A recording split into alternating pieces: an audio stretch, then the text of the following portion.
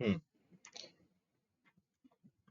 Control statement में क्या है, एक फोल्डर है src, उसका नेम, उसमें एक क्लास क्रिएट करने जा रहे हैं। क्या नाम है क्लास का? क्लास क्लास का नेम सैंपल या डेमो कुछ भी रख लो, demo one dot dot Java लिखने की जरूरत नहीं है। इसमें से ये देखो मॉडिफायर्स नीचे मेंशन किया हुआ दिख रहा है। सबसे पहले क्या दिख रहा है यहाँ, सोर्स फोल्डर कि आपका ये फाइल स्टोर कहाँ होगी, आपके सिस्टम में।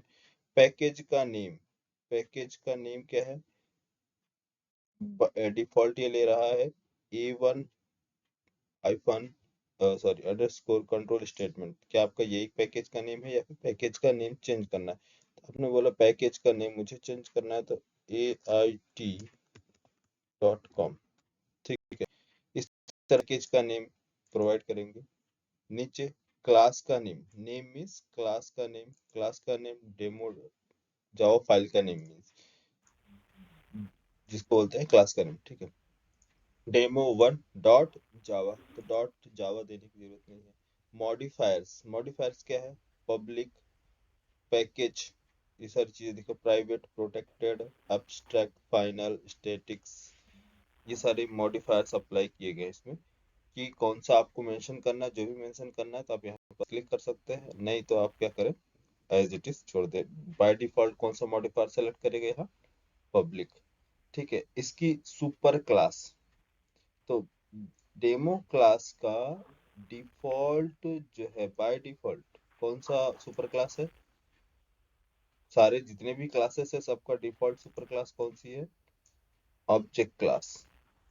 तो इसलिए Java dot lang dot object class के बारे में दिया फुल्ली क्वालिफाइड नेम, ठीक है। इसके आपको इंटरफेस ऐड करना है, तो अभी इंटरफेस स्टार्ट होने वाला है तो उसके बारे में बताएंगे। इंटरफेस क्या है, इंटरफेस ऐड करने के लिए यहाँ से ये ऐड पे जाएंगे, इंटरफेस का नेम ऐड करेंगे, जो भी इंटरफेस होगा तो उसका नेम यहाँ पर सिलेक्ट करेंगे, तो आपके प्रोजेक्ट में इंटरफेस इंप्लीमेंट होगा, ठीक है। अगर आप चाहते हैं मेन मेथड इंक्लूड करना अपनी क्लास में, ठीक है, तो पब्लिक स्टैटिक वॉइड मेन, इस पर क्लिक कर दे, तो साथ में क्रिएट होगा। कंस्ट्रक्टर कंस्ट्रक्टर क्रिएट करना चाहते हैं, कंस्ट्रक्टर पर क्लिक कर दो, तो आपकी क्लास में कंस्ट्रक्टर क्रिएट होगा, ठीक है। जो भी आप इसमें चाहते हैं कि पहले से हो क्रिएट करने के लिए, ठीक है। तो मान लो हमने public static void main create कर दिया, ठीक है। नेक्स्ट फिनिश कर दो इसमें।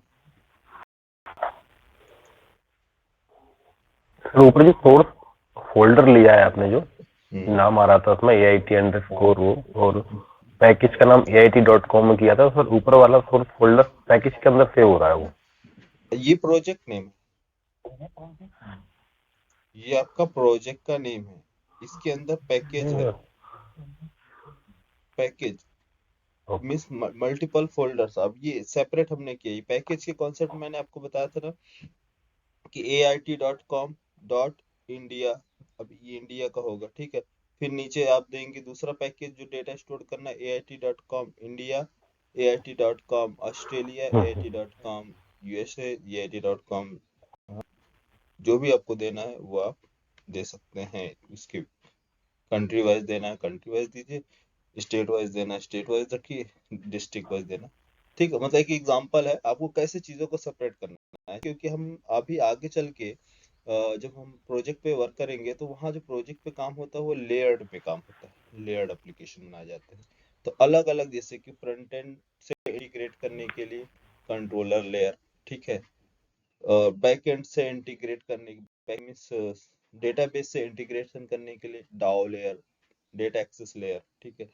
और हम जब स्प्रिंग बूट पढ़ेंगे तो वहाँ हाइबरनेट JPA यूज करते हैं इंटीग्रेशन के लिए, तो वो अलग लेयर होगा, उसका पूरा फंक्शनलिटी काम होगा।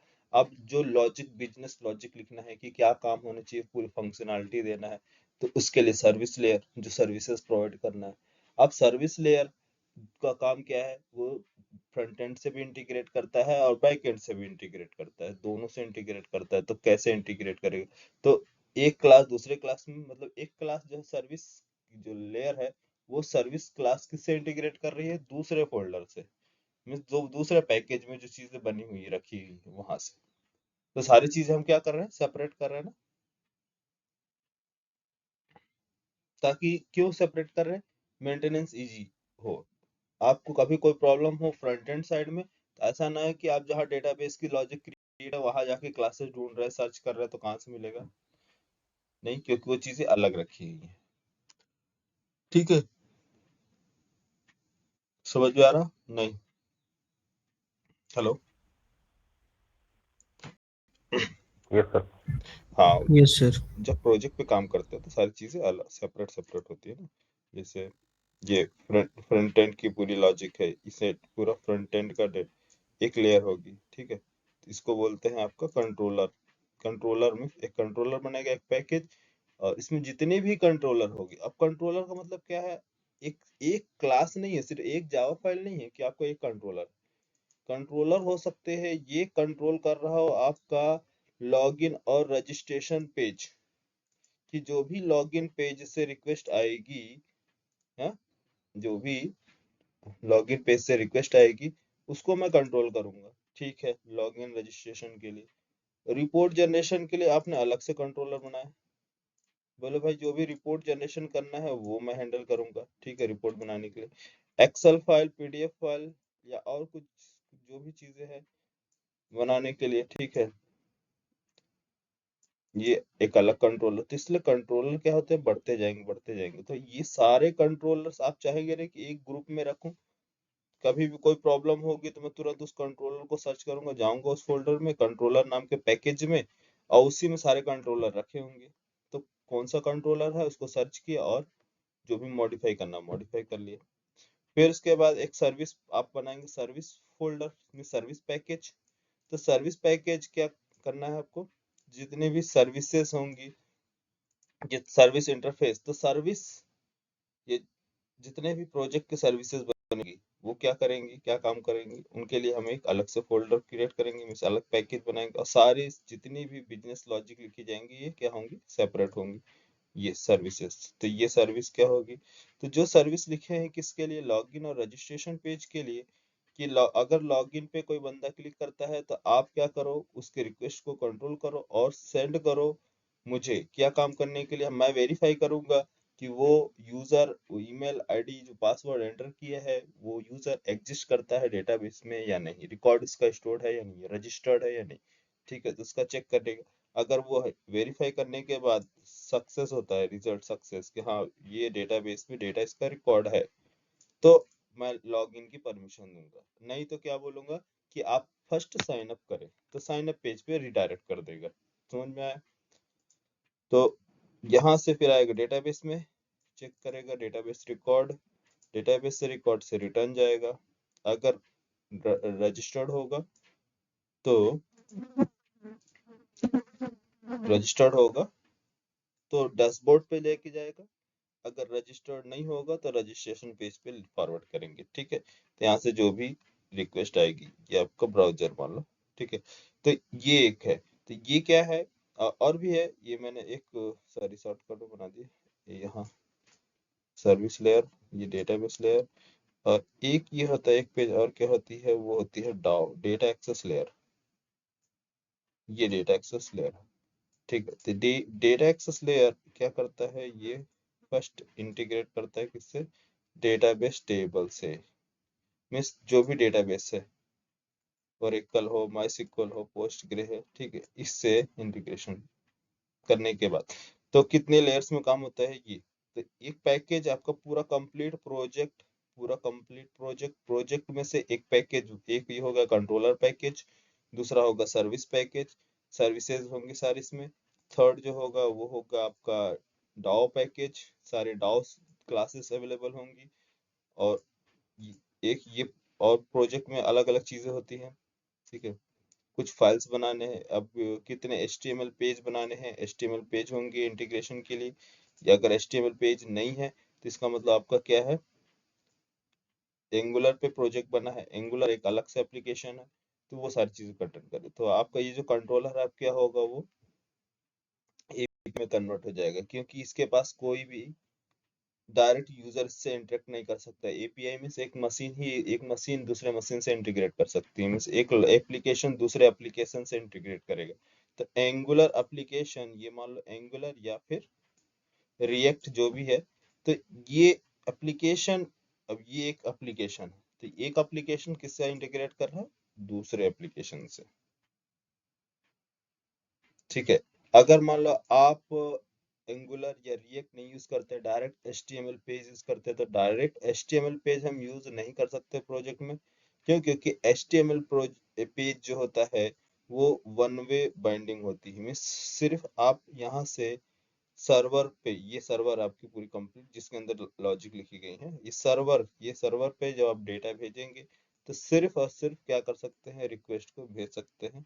रेस्पॉन्स यहाँ से नहीं आएगा। रेस्पॉन्स मतलब कि इधर से वापस बैक कोई चीज आप डिस्प्ले कराना चाहते, जैसे कि आपने भेजा है कि चेक करो स्टूडेंट का रिकॉर्ड्स की टोटल मुझे बताओ कितने रजिस्टर्ड हुए हैं, तो आपने रिक्वेस्ट भेजा तो यहाँ जाएगा डेटाबेस, डेटाबेस में चेक करेगा, लेकिन चेक करने के बाद ये वापस नहीं आ सकता, क्योंकि एचटीएमएल पेज जो होती है सिर्फ और सिर्फ क्या है, रिक्वेस्ट सेंड कर सकता है, यहाँ से रेस्पॉन्स डिस्प्ले नहीं करा पाएगा। जो रेस्पॉन्स आएगा बाइंड नहीं कर सकते डायरेक्ट सर्वर से।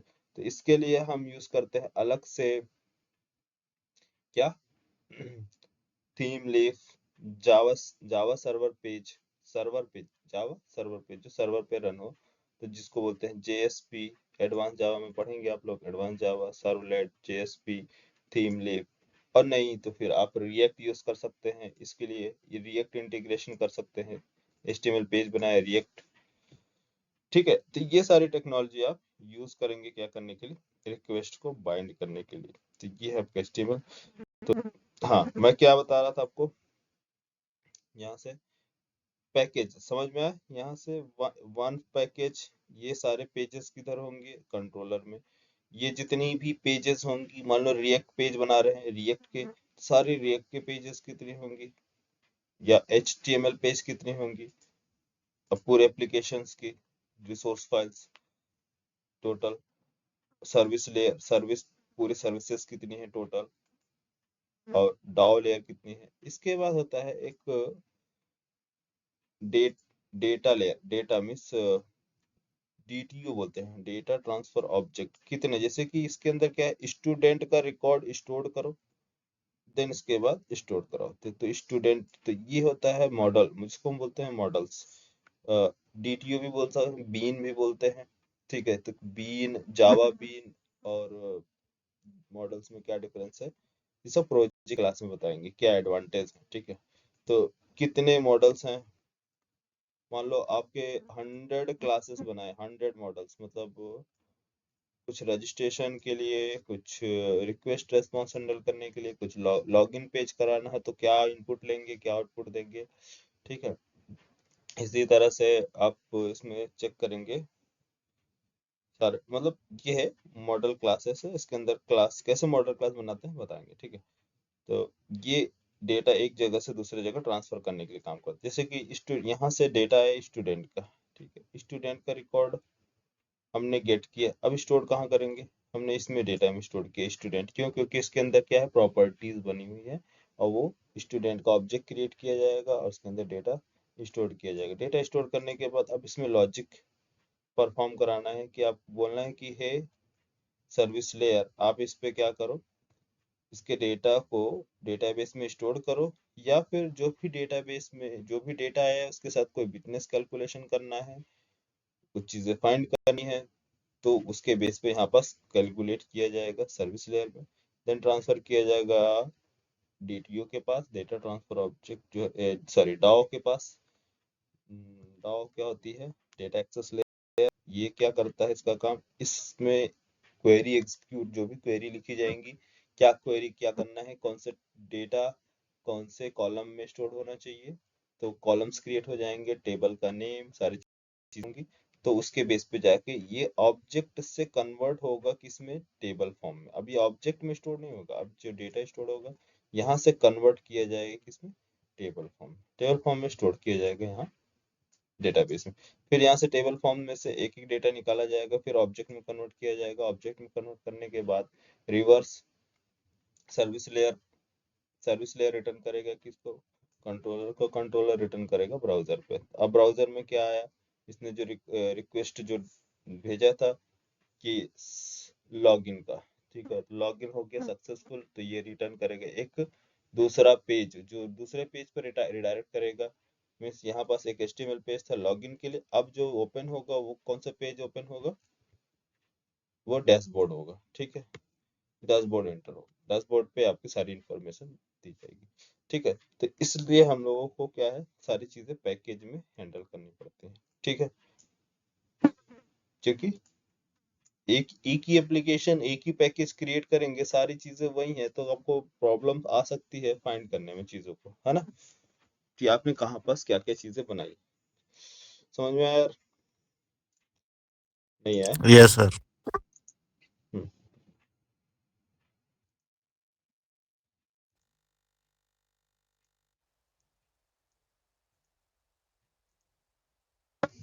चलो रिमूव कर देंगे बाद में, ठीक है।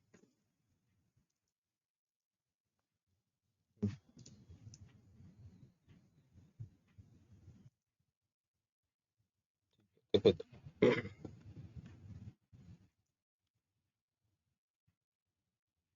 हाँ, अब जैसे मुझे कोई डेटा प्रिंट करना है, सिस्टम, देखो सिस्टम लिखा है मैंने, SYSTEM, system dot out dot print ln, है ना। मुझे पूरा system dot out dot print ln लिखने पर क्या आ रहा, तो ये सजेशन पूरा लिखने पर आ रहा, ठीक है। देखो मैंने क्या लिखा, एस एस लिखा, YSTEM पूरा लिखने के बाद मैं चाहता हूँ कि सिर्फ फर्स्ट वर्ड एस लिखूं तो सजेशन ऑन हो जाना चाहिए, एस आउट लिखूं तो सजेशन ऑन हो जाना चाहिए, ताकि मेरा टाइम वेस्ट ना हो डेवलपमेंट में, ठीक है। तो मैं इसके लिए अपने आईडी में एक कॉन्फ़िगरेशन करने जा रहा हूँ, क्या, विंडो प्रेफरेंसेस, जावा एडिटर, एडिटर जावा एडिटर, एडिटर के बाद कंटेंट असिस्ट, कंटेंट असिस्ट में आप जाएंगे तो यहाँ पास लिखा होगा ऑटो एक्टिवेशन, ये है स्टोरिंग एंड फिल्टरिंग के लिए है, ठीक है। तो बाकी सब चीजें एज इट इज हैं। तो आप ऑटो एक्टिवेशन में फर्स्ट जो है ऑटो एक्टिवेशन डिले टाइम है 0 सेकेंड, ठीक है, 0 मिली सेकेंड, ठीक है। Auto activation trigger for Java, Java की जो भी है, आप जैसे जावा अपने लिखेंगे तो ये ऑटो ट्रिगर होगा।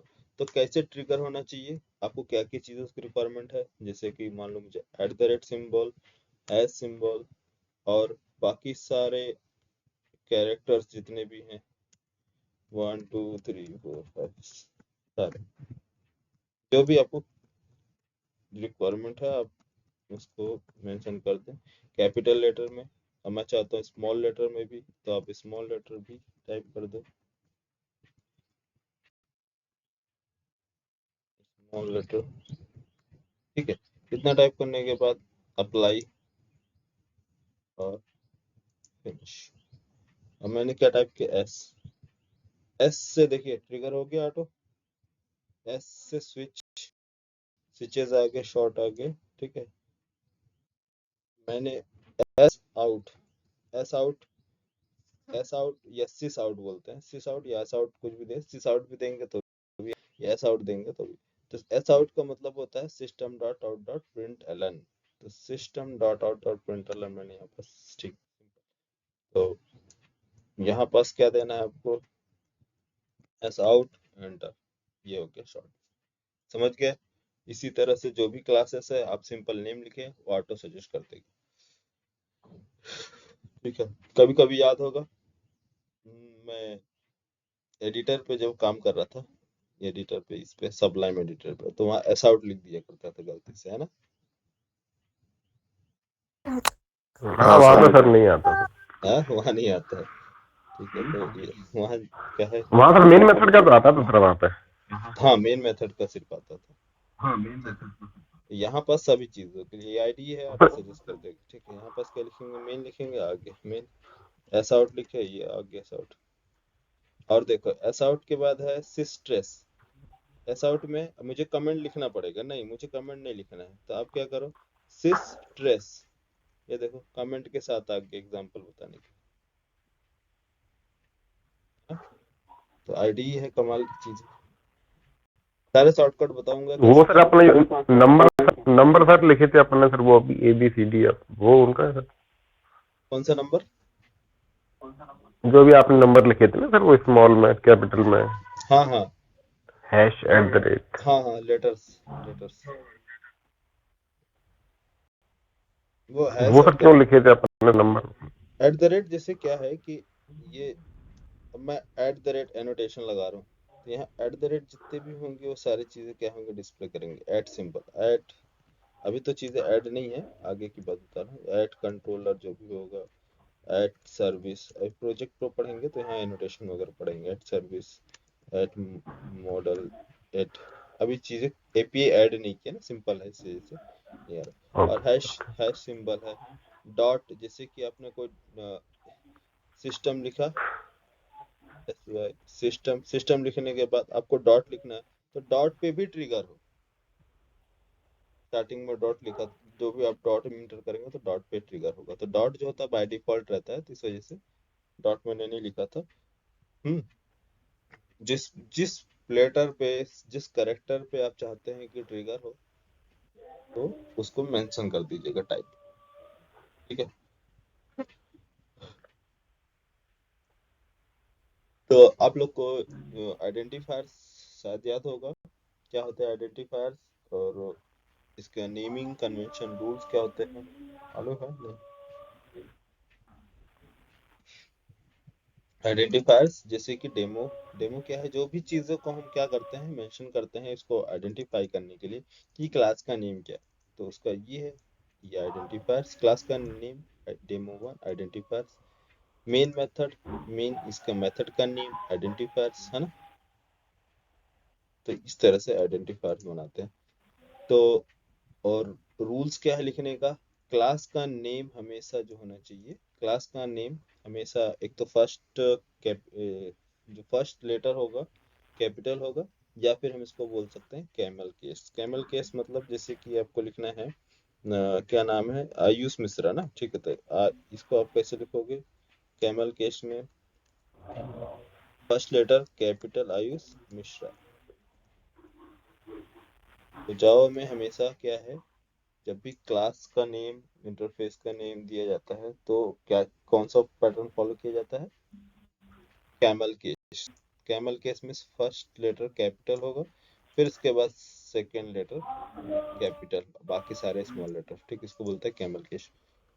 ठीक है, और स्पेस आप नहीं प्रोवाइड करेंगे, क्लास और जावा के नेम में स्पेस नहीं दिया जाता। ठीक, दूसरा चीज जब भी आप क्लास का नेम स्टार्ट करेंगे तो डिजिट से स्टार्ट नहीं कर सकते, 0 1 2 3 4 5, ये 0 to 9, 0 to 9 जो डिजिट है इससे स्टार्ट नहीं कर सकते, स्टार्ट नहीं कर सकते। ठीक, किससे, 0 to 9, हमेशा स्टार्ट कर सकते हैं किससे, कैरेक्टर से। और अंडर स्कोर से स्टार्ट कर सकते हैं, अंडर स्कोर दे सकते हो, अंडर स्कोर। और एलिजिबल है आपका डॉलर सिंबल। ठीक है, डॉलर सिंबल। हाँ, नेम, नेमिंग कन्वेंशन, जो नेम हम देते हैं ना उसके लिए। ठीक है, किसके लिए, क्लास का नेम। तो डॉलर ऐड कर सकते हैं, अंडरस्कोर ऐड कर सकते हैं अपने इसमें। ठीक, स्पेशल करेक्टर में ओनली टू सिंबल्स कौन कौन से हैं, डॉलर सिंबल और अंडरस्कोर। ठीक है, बाकी आप प्रोवाइड कर सकते हैं किसमें, capital A to Z, small A to Z, ये सारे करेक्टर मिला के आप कुछ भी बना दीजिए। ठीक है, जैसे कि आपको बनाना है वेरिएबल नेम भी आप ऐसे सेट कर सकते हैं। और वेरिएबल नेम मेनली आप ध्यान देना कि फर्स्ट लेटर जो होगा वो आपका स्मॉल होगा, उसके बाद कैमल केस फॉलो करेगा। ठीक है, फिर सेकंड लेटर आप कैपिटल देंगे। मेन मेथड जो भी जितने भी मेथड है सारे क्या है, फर्स्ट लेटर स्मॉल होंगे, इसके बाद आपका कैमल केस चलेगा। ठीक है, जैसे कुछ भी मैंने दिया A1 ABC कैपिटल, इसके बाद DBC, इस तरह से। ठीक है, तो ये कैमल केस रूल आता है।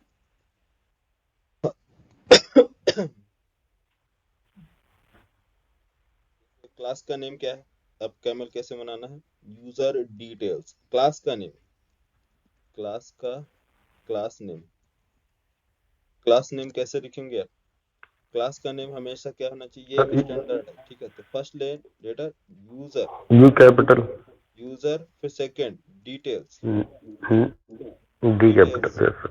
ये है क्लास का नेम। ठीक है, variable name, var name, variable name, variable name कैसे रहेगा, यूजर डिटेल्स लिखना है, तो यूजर डिटेल्स, यूजर डिटेल्स। ठीक है, method name,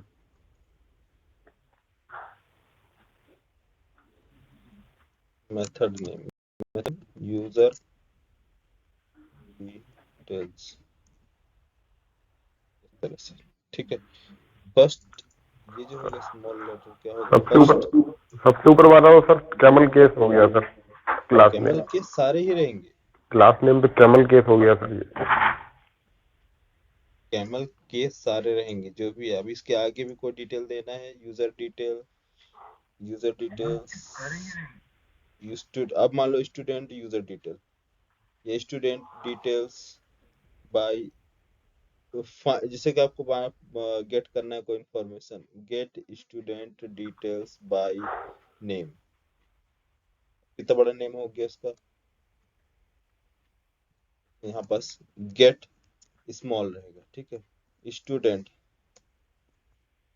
student gate student details DTLS by name. देख रहे हैं कि क्या है, इससे पता चलेगा कि ये मेथड है स्मॉल लेटर। अब पता क्या चलना है, ये एक स्टैंडर्ड है। ठीक है, स्टैंडर्ड, एक को क्या लिखना है, आप कैपिटल लिखोगे तो भी चलेगा, लेकिन पूरे इंडस्ट्री में जितने भी ये डेवलपर्स है, सीनियर डेवलपर, ये स्टैंडर्ड फॉलो करते हैं, तो आप भी फॉलो कीजिए। ठीक है, क्या है, गेट फर्स्ट क्या होगा, स्मॉल होगा, इसके बाद सारे क्या होंगे, कैमल केस फॉलो करेंगे। कैमल केस मतलब फर्स्ट लेटर कैपिटल, बाकी स्मॉल, फिर कैपिटल, फिर small, capital small, capital small. ठीक है, समझ में आया। क्लास के साथ क्या करना है, क्लास के साथ फर्स्ट लेटर कैपिटल रखना है, फिर उसके बाद कैमल केस, मतलब ये इस स्टार्टिंग बार में। हाँ, क्लास हमेशा फर्स्ट लेटर कैपिटल होना चाहिए, क्लास या इंटरफेस जो भी यूज करेंगे। तो ये क्लास इंटरफेस के लिए फर्स्ट लेटर कैपिटल, बाकी वेरिएबल्स आप बनाएंगे तो फर्स्ट लेटर स्मॉल, बाकी कैमल केस। ठीक है,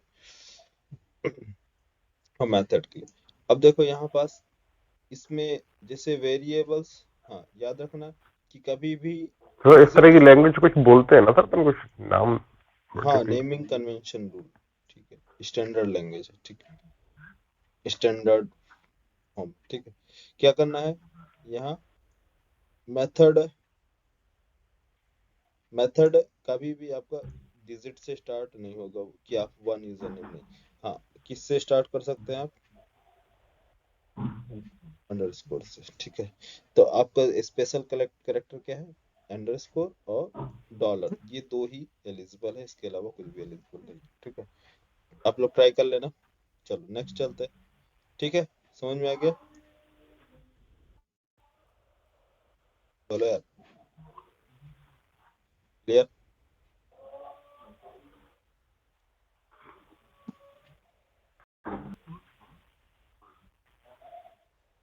हेलो, अरे कहाँ चले गए सभी। हाँ सर, आ गया सर, आ गया सर। Yes sir. क्लियर है सर। हाँ, हाँ सर, क्लियर है सर, क्लियर है। ठीक है। वॉइस सर आप यहाँ से सर बोलते हैं तो आप पे थोड़ी लेट वॉइस जा रही है सर, नेटवर्क की चक्कर, नेटवर्क। हाँ हाँ हाँ, ठीक, सर आपके नेटवर्क में प्रॉब्लम है। चलो देखो इधर, स्टार्ट करते हैं।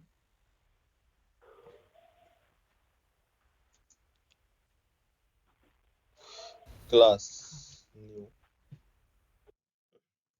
क्लास लिए, डेमो 2, ठीक है। नेम क्या है, demo2.java। बाकी सब चीजें सेम रहेंगी, AIT.com सेम पैकेज में, पैकेज नेम सेम। बाकी पब्लिक स्टैटिक वर्ड मेन यहाँ से भी दे सकते हो, नहीं दोगे तो कोई बात नहीं। हम हमारे पास क्या है, यहाँ से दे देंगे मेन मेथड, ये हो गया मेन, ठीक है। चलो मान लो हमको अभी कवर करना है कौन सा टॉपिक, हाँ, कंट्रोल स्टेटमेंट में आते हैं if condition. If condition like क्या होना चाहिए, जैसे हमारे पास मान लो एक कोई सर भी, स्क्रीन नहीं शो हो रहा। क्या है यार,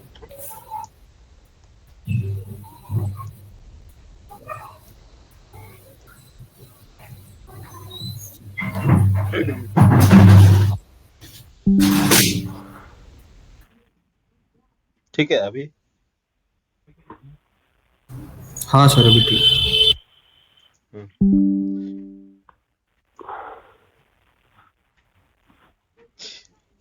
देखो int i equal to 10, int i equal to 10।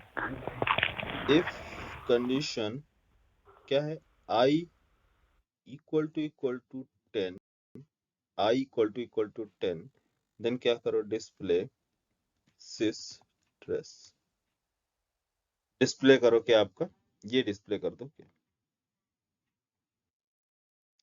क्या आई इक्वल टू 10, आई की जो वैल्यू है वो 10 है, यस यस, ठीक है। तो क्या आउटपुट आना चाहिए, demo2 मेन, क्यों, क्योंकि आई इक्वल टू 10 है। अगर मैं इसको बोलूं, इसको रीड करो कहाँ से, कंसोल से, फिर उसके बाद डेटा डिस्प्ले करो, यूजर से इंफॉर्मेशन गेट करो। तो यूजर से इंफॉर्मेशन गेट करने के लिए हमारे पास क्या है, कौन सी क्लास है, बोलो। यूजर से इंफॉर्मेशन कैसे लेते हैं यार, रीड करते हैं फाइल से, scanner class, buffer reader, direct argument sir से, स्कैनर।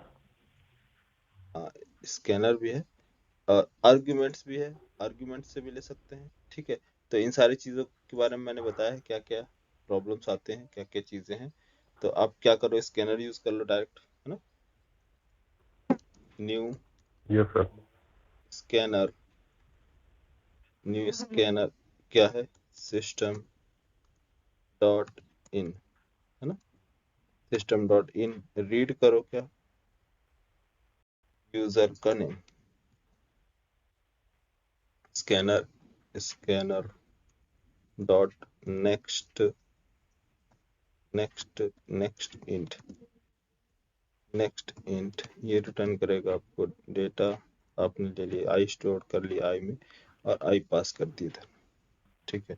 एक यूजर को मैसेज दे दो, क्या, एंटर करो नेम, एंटर नंबर, एंटर,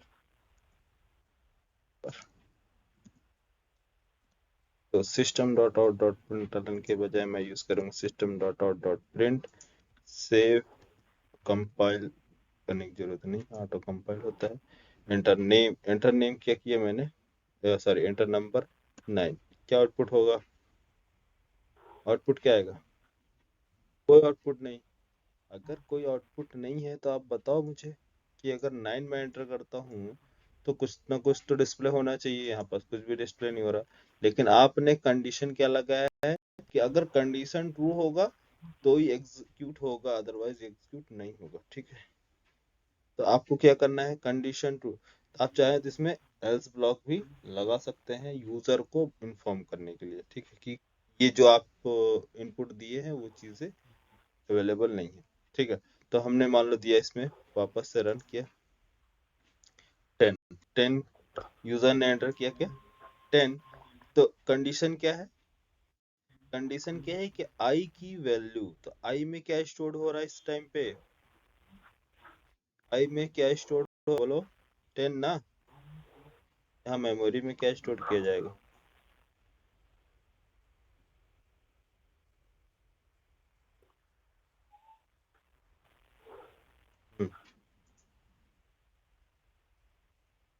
ठीक है।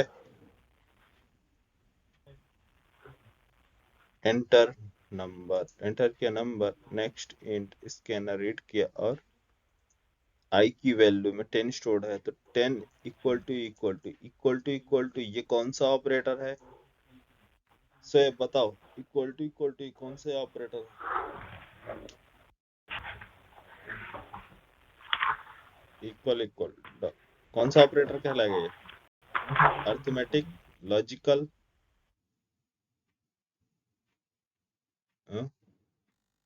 रिलेशनल, असाइनमेंट,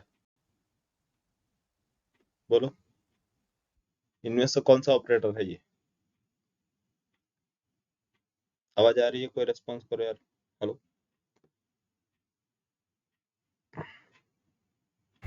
आ रही है सर।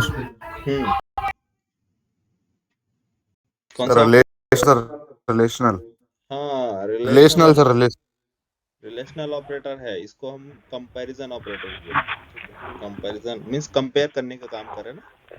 10 इक्वल है, इस 10 से जो कंडीशन दी है दोनों को कंपेयर करो, यस कंपैरिजन भी बोलते हैं, रिलेशनल भी, रिलेशन भी बताता है इसका रिलेशन क्या है। या तो इक्वल इक्वल चेक किया इसने, कंपैरिजन किया, 10 इक्वल टू 10 है या नहीं। ठीक है, तो यस कंडीशन ट्रू, तो डिस्प्ले कर दो, अगर फॉल्स होता तो, फॉल्स होता तो कुछ भी प्रिंट नहीं करेगा, अगर ट्रू है तो enter name 10 10 demo to name आया आउटपुट, ये समझ में आया। फर्स्ट इफ कंडीशंस,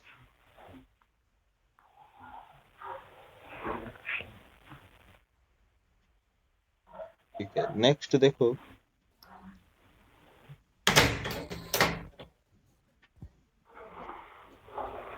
अगर मान लो मैंने इसमें यूज किया, इसी में ये ले ले अलग अलग, इसमें ही इसी में दूसरा ले लो सर, सर अलग ले लो सर एग्जांपल सर। अलग ले लें, चलो इफ एल्स का एग्जांपल देखते हैं, कौन सा इफ एल्स का example, demo 3 class, sorry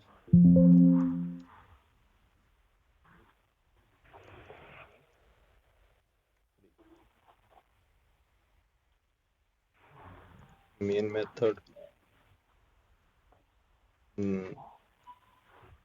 new scanner system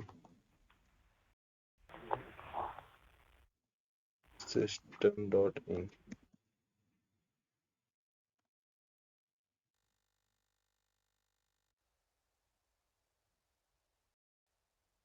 scanner system dot in, plus two warning, सब प्लस वार्निंग,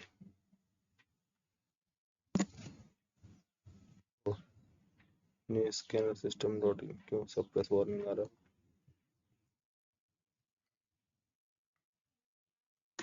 स्कैनर स्कैनर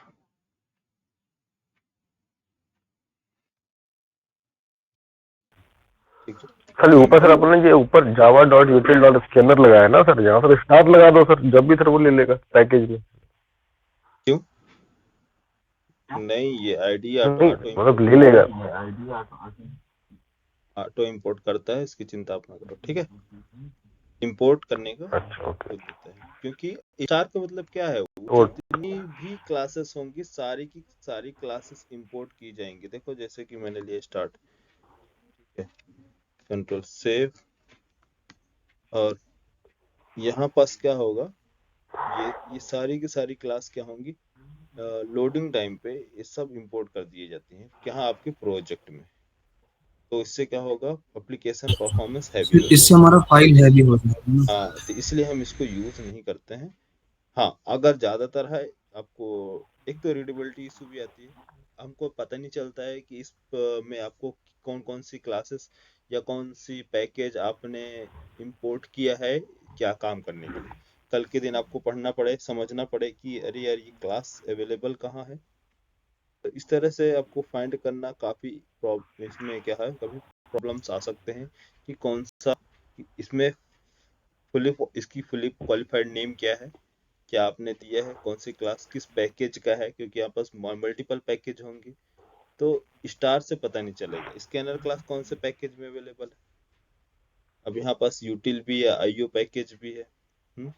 अभी आगे चल के प्रोजेक्ट में तो यस बहुत सर, सारी API yes add sir, yes. होंगी। ठीक है, तो कौन से पैकेज में है तो फाइंड करना थोड़ा सा प्रॉब्लम होगा। तो इसलिए क्या करें, हमेशा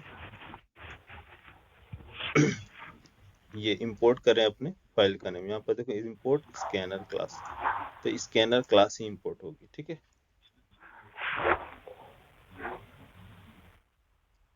स्कैनर क्या है स्पेलिंग यार,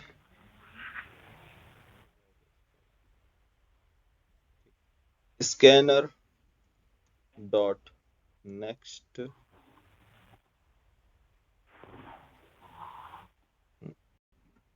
अब यहाँ पास मैं, चलो मान लो मैंने क्या करा लिया, कोई नेम एंटर करा लिया, scanner dot name next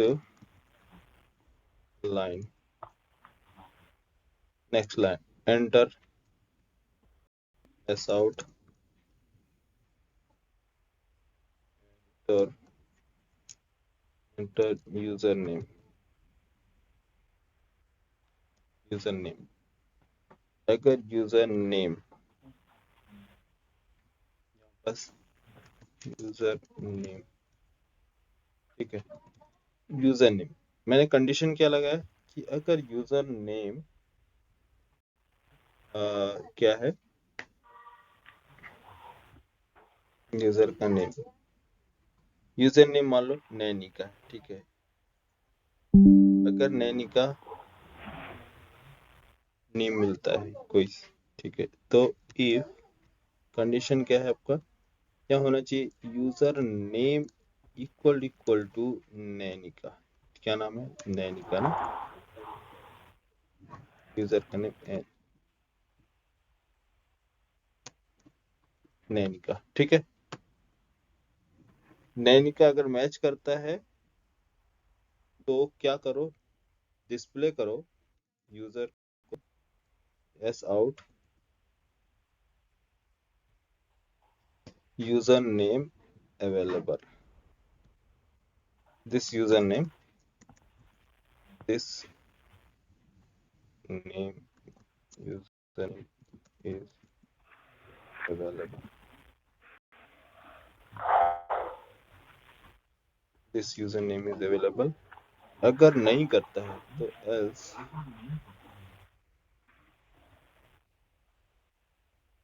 else this username is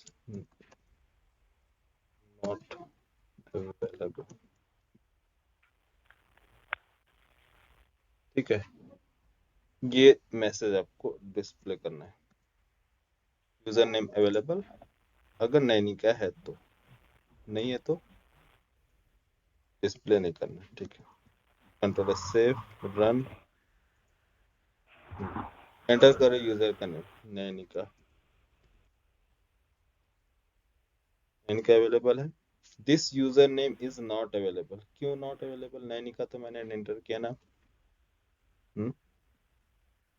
क्योंकि क्योंकि सर कैरेक्टर हाँ, स्मॉल है।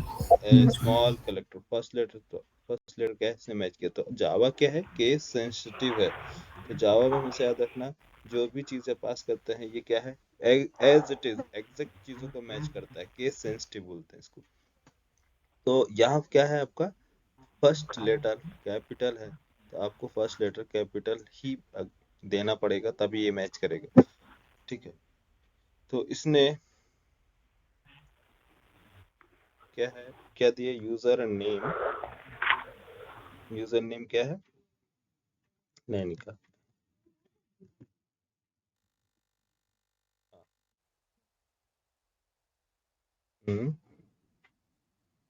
User name Nainika. अब क्या प्रॉब्लम आ गई? Is not available. Condition true क्यों नहीं हो रहा? Condition false.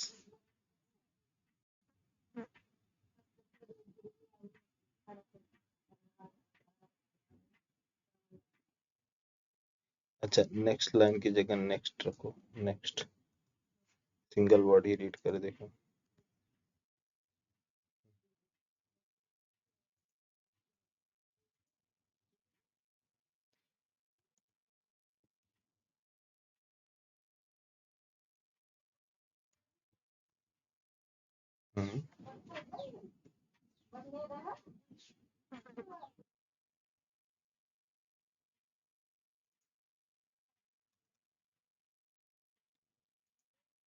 User name next.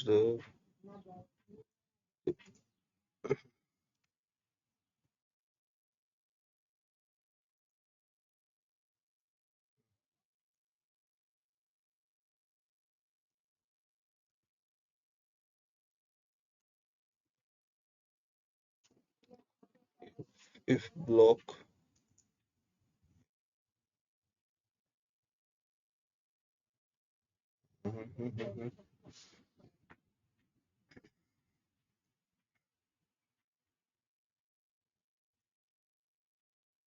इसमें आई थिंक कैरेक्टर कन्वर्ट करना पड़ेगा क्या? अलग अलग क्या है कि इस इंटर स्पेस याद है आपको? स्कैनर में एंटर कीवर्ड भी रीड करता है ये, इसलिए नहीं अंदर जा रहा। ठीक है। इसमें कैरेट में कन्वर्ट करके एक डेटा के भी पास कर सकते हैं। चलो देखते हैं, एक मिनट। यूजर नेम के बजाय यहाँ पास ले लो नेक्स्ट।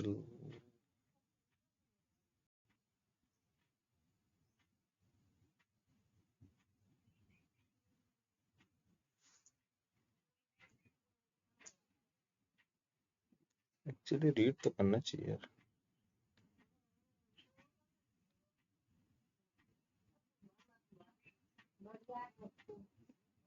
चलो कोई बात नहीं, नहीं हो रहा तो इसको होगा क्या है कि कैरेट मेथड इसके पास है, कन्वर्ट करके करा लेंगे।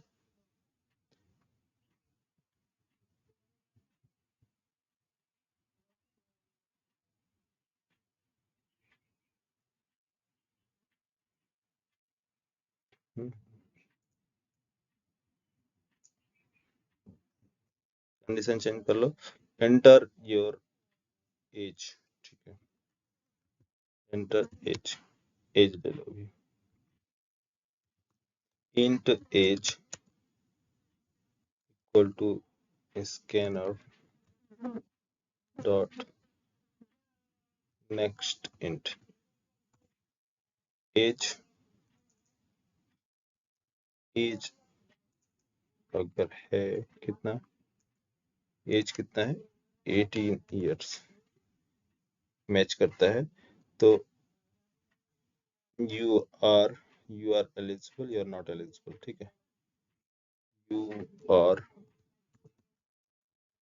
Eligible, eligible for vote. You are not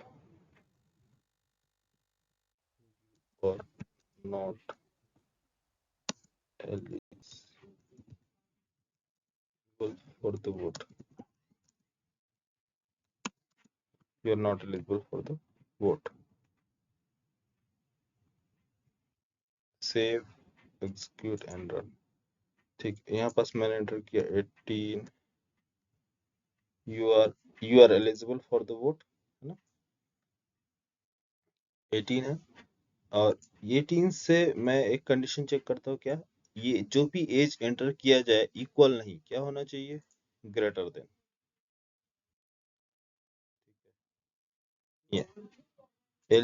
यहाँ पास मैंने दिया 12। You are not eligible for the vote, तो इसमें देखो आपको दोनों, अगर कंडीशन ट्रू हो रही है तो कौन सा ब्लॉक चल रहा है आपका, इफ ब्लॉक। कंडीशन फॉल्स हो रही है तो कौन सा block, else else else block execute हो रहा है। ठीक है, स्कैनर का मैं आपको नेक्स्ट डे बता दूंगा। उसमें क्या है, थोड़ा सा आपका कैरेट मेथड लगाना है, इसमें थोड़ा स्ट्रिंग हैंडलिंग का थोड़ा चैप्टर है। ठीक है, इसको अभी स्किप कर दो, बाद में बताऊंगा। ठीक है, सर ये हम लोगों के टाइम में जब नेक्स्ट लाइन ओनली यूज कर रहे थे तो हो नहीं रहा था। हाँ वो कैरेट मेथड है ना, उसको क्या है कि इसमें मैंने आपको बताया हाँ था सर, स्ट्रिंग हैंडलिंग जब पढ़ा था तो उसमें कैरेट था। हाँ कैरेट है, तो कन्वर्ट करना पड़ेगा डेटा को, क्योंकि ये चीजें क्या कर रहा है ना, वो एंटर की ही रीड करता है ना लास्ट में, और यहाँ पास वो चीजें मैच नहीं कर रही ब्लॉक में एंटर की।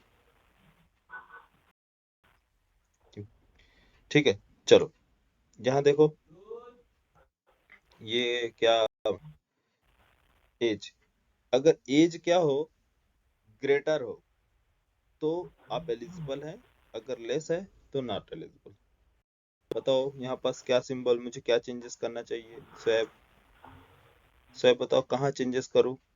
मुझे बताना है कि 18 ईयर से जितने भी अबव है वो एलिजिबल हैं, क्या चेंजेस करेंगे, लॉजिक क्या लिखेंगे।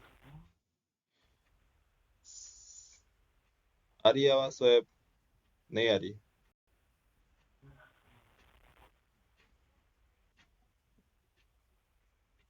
अच्छा, और कौन है इधर, सुजीत आप बताओ, सुजीत।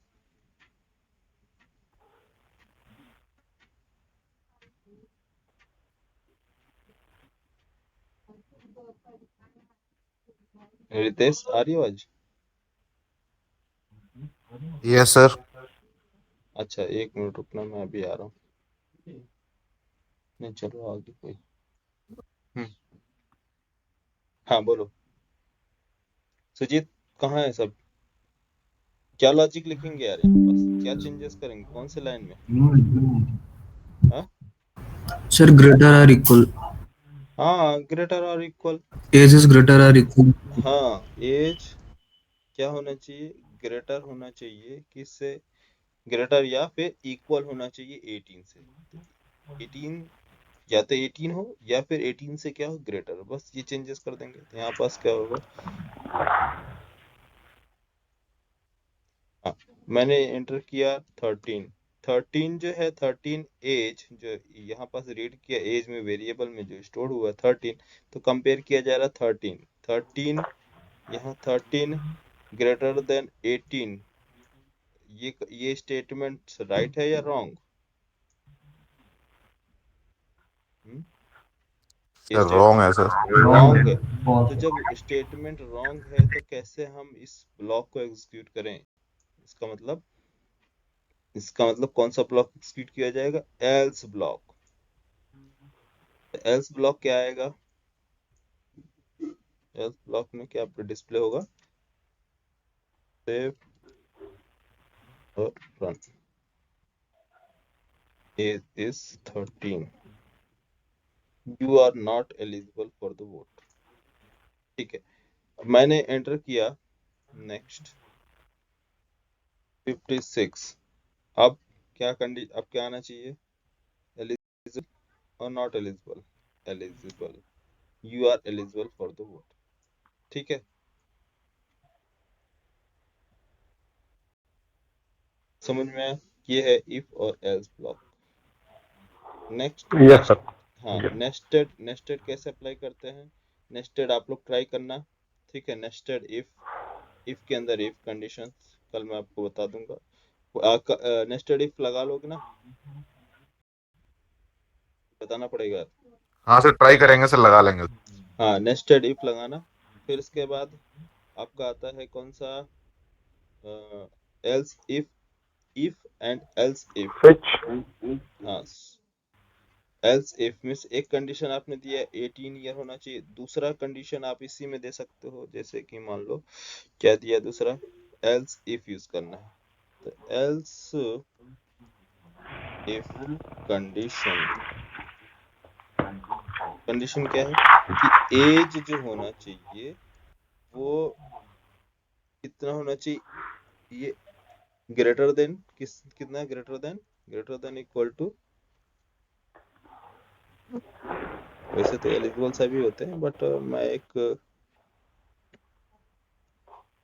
860 क्या होना चाहिए, अगर 60 से ग्रेटर है कोई एंटर करता है तो आप डिस्प्ले करो यू आर ओल्ड सिटीजन, ठीक है, और ओल्ड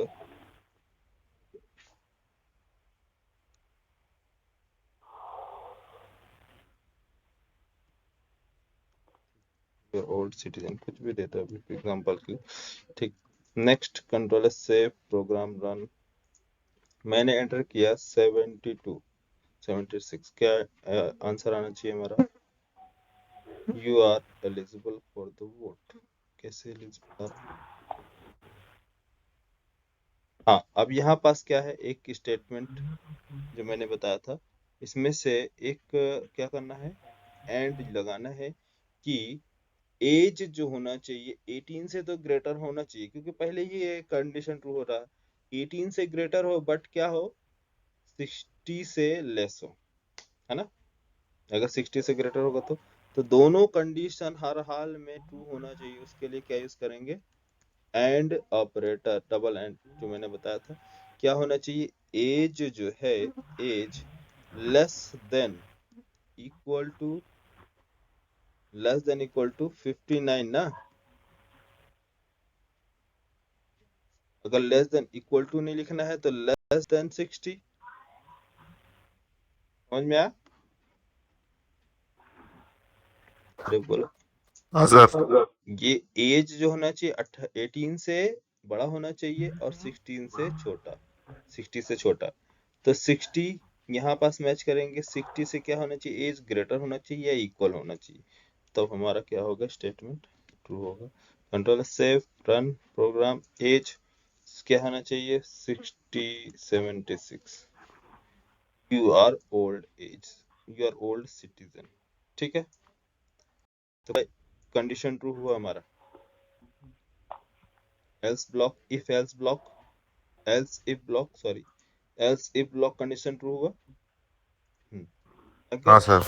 हाँ अगर हमने एज पास किया कितना 12, you are not eligible for the vote, yes, अगर आपने पास किया कितना 34, you are eligible for the vote, ठीक, अपने पास किया कितना 61, यू आर ओल्ड सिटीजन, ठीक है, इस तरह से एल्स इफ कंडीशन लगा लेना, ठीक है, और भी मल्टीपल केस बनेंगे, आगे एग्जांपल देखेंगे कि करके तो बता देंगे। नेक्स्ट स्विच केस कल बताऊंगा आपको, कल आज थोड़ा सा टाइम ज्यादा हो गया है, ठीक, सर इसमें 11 नंबर का सर जो वो है ना कंडीशन है सर, यानी सर 18 से सर ऊपर होना चाहिए ग्रेटर, हम्म 60 से कम होना चाहिए 60 बिलो। हाँ ठीक है, तो मैंने कल वाली क्लासेस में सारी चीजें बताई हैं, आप एक बार इसको एग्जांपल के तौर पे थोड़ा सा ट्राई करना, नहीं समझ में आएगा मैं रिवाइज करा दूंगा दूसरा। नेस्टेड इफ कंडीशन ये मैंने अप्लाई किया है यहाँ पास देखो, first condition, second condition, third condition, इसके अंदर दे सकते हैं, और एल्स ब्लॉक भी एग्जीक्यूट करा सकते हैं हर कंडीशन पे, ठीक है, आप इंडिया के नागरिक हैं, नहीं है तो एल्स ब्लॉक एग्जीक्यूट करो, आप एमपी से बिलोंग करते हैं, नहीं है तो यहाँ पर डिस्प्ले करो, आप भोपाल से बिलोंग करते हैं, भोपाल में रहते हैं, आपका करंट सिटी कौन सी है, नहीं है तो उसका एल्स ब्लॉक एग्जीक्यूट करो, ठीक है, इस तरह से आप इसको डिस्प्ले कराइए, ठीक है, ये वाला मैंने आपको बताया है इफ एल्स इफ ब्लॉक, इसके लिए कंडीशन चेक कीजिए कल, हाँ कल मैं आपको इसका एग्जांपल चलेगा while, do while, for loop, तीनों के एग्जांपल चलेगा और साथ में ये भी रहेंगे, स्विच केस भी कल आपको बताता हूँ, कल ये आपका कंप्लीट हो जाएगा operators and control statement, last Friday को चलेगा आप लोगों का क्या, जेवीएम आर्किटेक्चर, मंडे से स्टार्ट होगा आप लोगों का ऊप्स कॉन्सेप्ट, ठीक है, यस। हम्म चलो मिलते हैं, टाइम कम है थोड़ा, मिलते हैं, ठीक, ओके बाय।